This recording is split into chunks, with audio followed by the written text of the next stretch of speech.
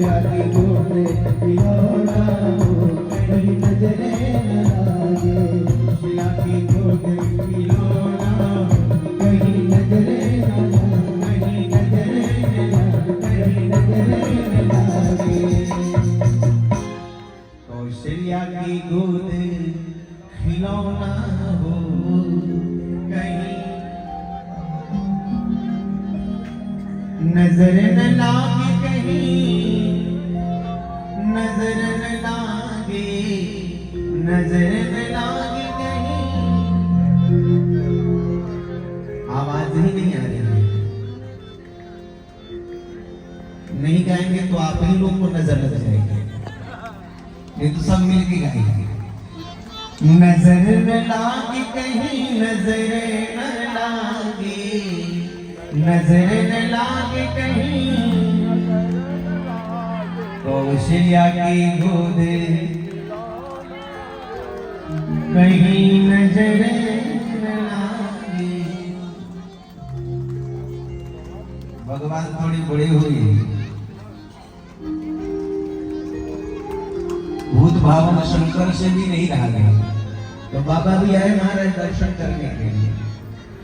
बाबा जब आ रहे थे तो रास्ते में मिल गए कान भुसुंडी जी। कान भुसुंडी ने कहा कहाँ जा रहे हो, ऐसे बेहमतिया बन करके। तो बाबा ने कहा कि प्रभु पधारे हैं, दर्शन करना है। कान भुसुंडी ने कहा कि मैं भी चलूं। बाबा ने कहा एक काम करना होगा, मैं ज्योतिषी बनूंगा, तुम मेरे चेले का काम कर देना, चेला बन जाना, दोनों चलेंगे दर्शन करने के लिए। अब तो भोले बाबा महाराज पधारे,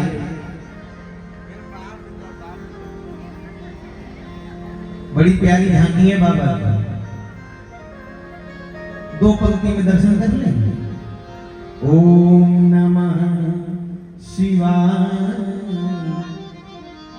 हरि ओम नमः शिवाय, ओम नमः शिवाय, हरि ओम। सभी गाइए ओम नमः शिवाय, हरि ओम नमः शिवाय। बाबा पशुपतिनाथ दर्शन करने बता रहे शिवाय, हरि ओम नमः शिवाय। आए अयोध्या की गलियों में नाचे जोगी मतवाला, आए अयोध्या की गलियों में नाचे जोगी मतवाला। अलख निरंजन खड़ा पुकारे, देखूंगा तेरा लाला। अलख निरंजन खड़ा पुकारे, देखूंगा तेरा लाला।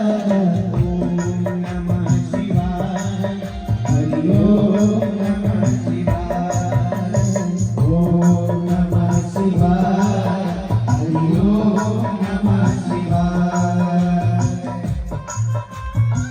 पशुपतिनाथ भगवान की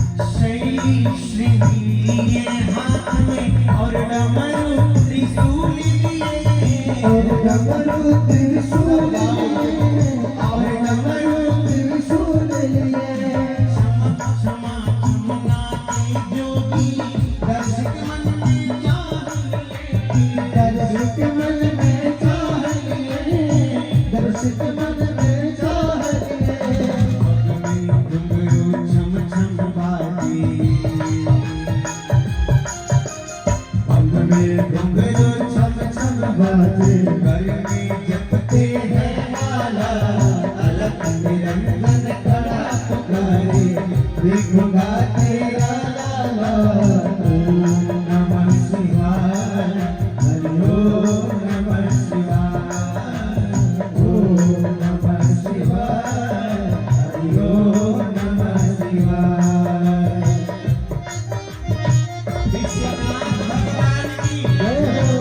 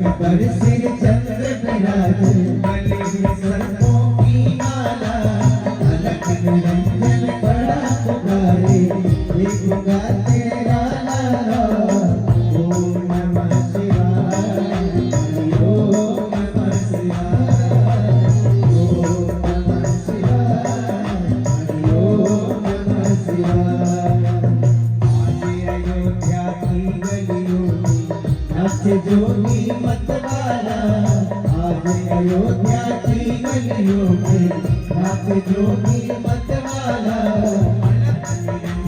बड़ा पुकारे देखो गाते राला अलग निरंजन बड़ा पुकारे देखो गाते राला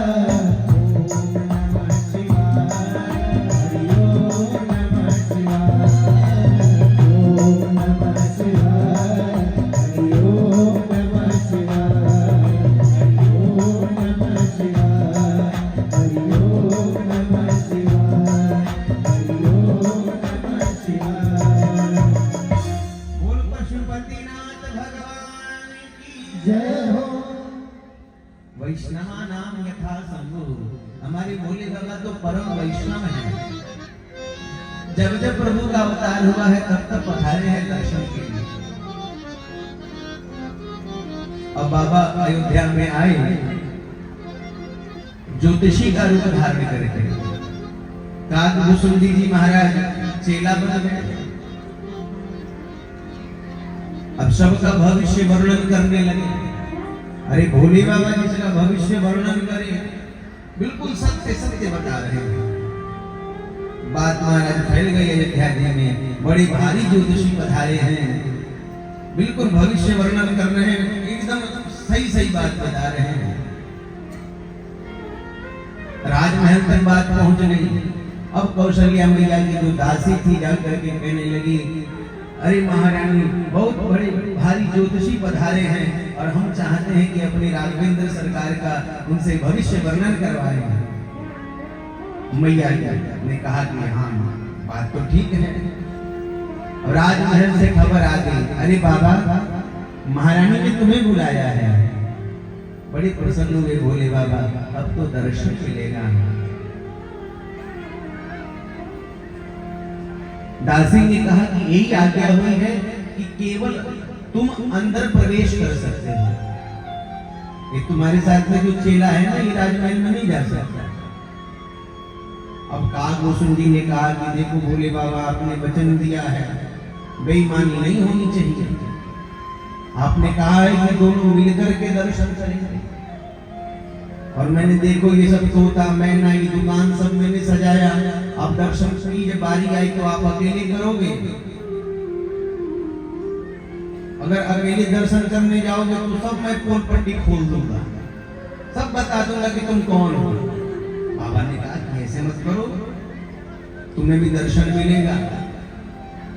बाबा ने कहा कि दासी से कि देखो दासी मैं तो ज्योतिषी हूँ, मैं बूढ़ा हो गया हूँ, हाथ की जो रेखाएं हैं ये चेला ही देखता है और मैं फलादेश करता हूँ, क्योंकि मेरे नेत्रों से दिखता नहीं है। वो इसलिए चश्मा घर छोड़ के आ गया। बोलिए जय सिया राम। तो मेरा चेला रेखा देखता है और मैं फलादेश करता हूँ, इसलिए आना दोनों को पड़ेगा। दासी दौड़ती हुई जाके कहती है कि महारानी वो तो कहता है कि चेला भी साथ में आएगा। अब काकभूषुंडी को लेकर के जैसे भोले बाबा प्रवेश किए और मैया कौशल्या के गोद में राघवेंद्र सरकार का दर्शन किया तो महाराज निर्निमेष नैनों से निरंतर नारायण प्रभु को निहारते रह गए। यही तो निर्गुण निरीह निर्विशेष निराकार ब्रह्म मेरे सामने सगुण साकार बन करके समुपस्थित हुआ है। भविष्य वर्णन किया। आगे चल करके इनके नाम से संपूर्ण जगत का कल्याण होगा। मर्यादा पुरुषोत्तम कहलाएंगे। समय बीतने के बाद एक बाबा जी आएंगे और इनको लेकर के जाएंगे।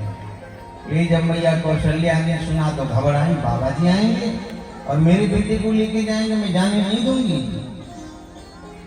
बाबा ने कहा कि बाबा जी आएंगे, लेके जाएंगे अकेले, परंतु उधर से विवाह करा के लेके आएंगे। जब मैया ने ये सुना तो कहने लगी कल ही बाबा जी आ जाए और मेरे बेटे को ले जाए, क्योंकि माताएं बेटे की शादी की बात सुनकर के बड़ी खुश होती हैं।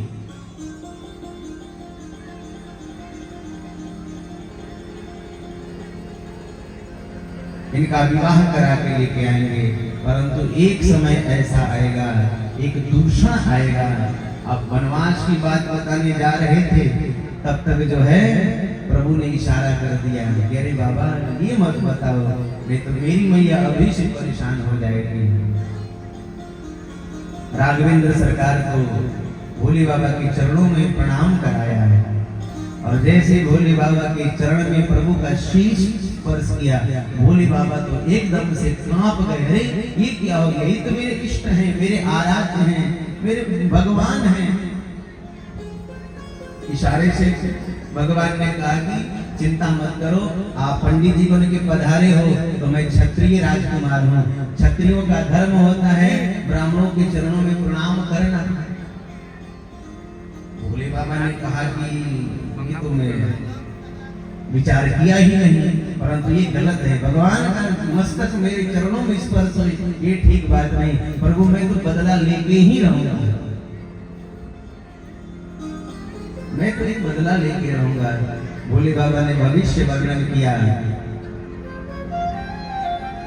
भोले बाबा ने कहा मैया इनके जीवन में एक ग्रह आएगा। अब ये सुना मैया कौशल्या तो घबरानी, ग्रह आएगा, कैसा ग्रह आएगा और उसका निदान क्या है? भोले बाबा ने कहा कि निदान यही है, इनका जो चरण है मेरे शीश पे, मेरे मस्तक पर 7 बार रगड़ो तो ही वो ग्रह दूर होगा। भोले बाबा ने कहा कि प्रभु मैं तो बदला लेके रहूंगा। अब माताओं को पता तो चल जाएगा कि बाबा के सिर में बेटे के चरण रगड़ने से ग्रह टल जाएगा। चरण रगड़ना तो दूर रहा, माताएं बाबा जी के सिर की सारी बालों उसके लेके चली जाएंगे, बस पता चलेगा। अब मैया कौशल्या जो है भोले बाबा के सिर पे 7 बार भगवान श्री राघवेंद्र सरकार के चरण को घुमाया, स्पर्श कराया। तब बाबा ने कहा कि प्रभु अब मैंने बदला ले लिया। दोनों को बड़ा दिव्य मिलन हुआ, समय व्यतीत हुआ।